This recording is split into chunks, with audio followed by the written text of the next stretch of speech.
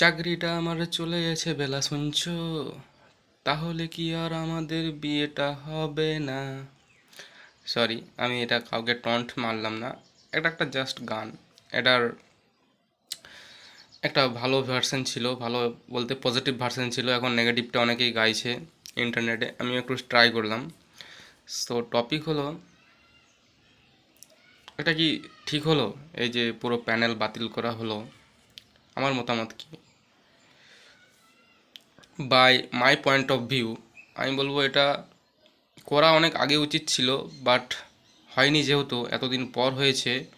আগে করলে এরা নিজেদেরকে অন্য জায়গায় এক্সপ্লোর করতে পারতো, অন্য কিছু কাজ খুঁজে দিতে পারতো, কিন্তু তাদেরকে একটা কর্মস্থান দিয়ে দীর্ঘদিন চলার পর তারা বিভিন্ন ঋণে লোনে জড়িয়ে পড়েছে।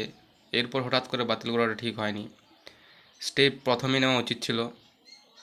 আর এখানে বলা হচ্ছে যোগ্য অযোগ্য, বাট কিসের ভিত্তিতে বলা হচ্ছে? কারণ কোনো প্রুফ তো নেই। সব প্রুফ বলছে ডিস্ট্রয় করা হয়ে গেছে। আর এখানে যারা যোগ্য তারাও সাফার করছে। তাদের শুধু দোষ যে তারা সেম ব্যাচে এক্সামটা দিয়েছিল, কিছু বলার নেই।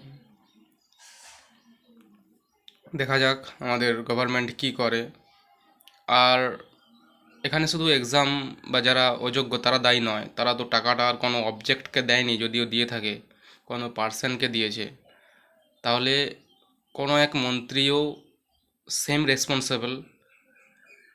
ওকে, কিন্তু কে সেটা সেটা আমাদের জানার বিষয় নয়, তাদের সেটা তদন্ত করা উচিত। এবং এটা নিয়ে বেশি কিছু বলার নেই, কারণ এটা খুব সেন্সিটিভ একটা টপিক। এক্সপার্টরা আছে, ওনারা ঠিক কিছু একটা ব্যবস্থা করবেন এই আশা রেখে আমি ভিডিওটি শেষ করলাম।